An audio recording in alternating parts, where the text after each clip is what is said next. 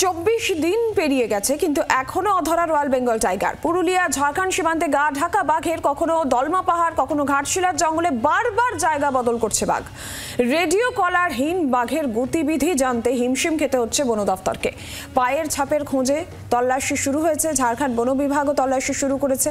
ঝাড়খণ্ড সীমানা লাগোয়া পুরুলিয়া ঝাড়গ্রাম, সেখানে বন দফতরও তারাও তল্লাশি চালাচ্ছে।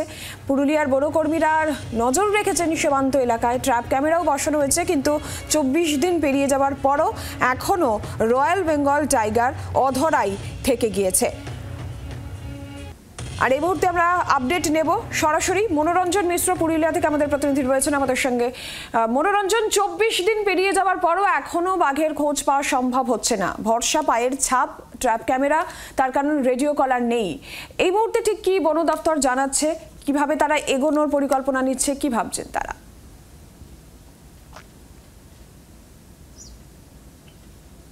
দেখো, রেডিও কলারহীন ওই রয়্যাল বেঙ্গল টাইগারকে খাঁচাবন্দি করতে হিমশিম খাচ্ছে ঝাড়খণ্ড ও বাংলার বন বিভাগ। গত 24 দিন ধরে কখনো এক রাজ্য থেকে আরেক রাজ্য, এক জেলা থেকে আরেক জেলা, এক জঙ্গল থেকে আরেক জঙ্গলে দাপিয়ে বেড়াচ্ছে ওই বাঘটি। শুধুমাত্র বাঘের পায়ের চাপ মিলছে। গত দুদিন আগে পুরুলিয়ার রায়কা জঙ্গল লাগোয়া ভাড়ারি পাহাড় এবং যমুনাগোড়াতে বন দপ্তরের পাতা ট্র্যাপ ক্যামেরাতে দেখা গিয়েছিল এই রয়্যাল বেঙ্গল টাইগারের ছবি। তারপরে কিন্তু এই বাঘের গতিবিধি নজর উপর রাখছিল বান্দোয়ানের বন বিভাগ। একই সঙ্গে গত দুদিন আগে বান্দোয়ানের রায়কা জঙ্গল ছেড়ে ওই বাঘটি এখন ঝাড়খণ্ডের দলমা পাহাড়ের জঙ্গলে প্রবেশ করেছিল। সেখান থেকে প্রতিদিনই নিজের অবস্থান পরিবর্তন করছে, প্রতিদিন 10 থেকে 12 কিলোমিটার হাঁটছে। গত দুদিন ধরে কখনো ঘাটশিলার জঙ্গল, আবার কখনো দলমার জঙ্গলে ঘোরাফেরা করছে ওই বাঘটি। এবং এই যে পুরুলিয়া ঝাড়খণ্ড সীমান্ত এলাকায় বাঘের টহলদারি, তাতে কিন্তু আতঙ্কিত রয়েছেন পুরুলিয়া সীমান্ত লাগোয়া এলাকার মানুষজন।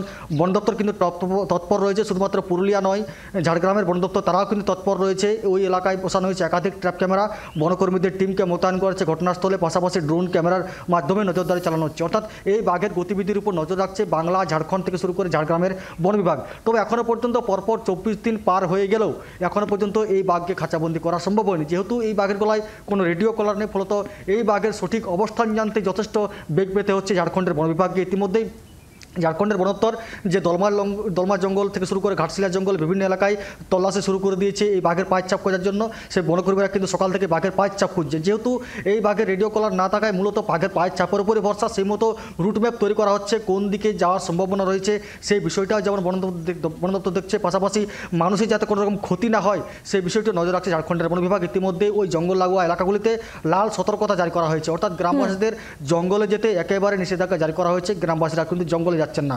যেহেতু জঙ্গল লাগোয়া বেশ কয়েকটি গ্রামের বাসিন্দারা জঙ্গলের উপর নির্ভরশীল, তারা কিন্তু মূলত সমস্যায় পড়েছেন। এখন দেখার এই বাঘ কবে খাঁচাবন্দি হয় এবং মানুষের আতঙ্ক কবে কাটে। নীলাঞ্জনা। বাংলার আওয়াজ, বাঙালির আবেগ, জি 24 ঘন্টা।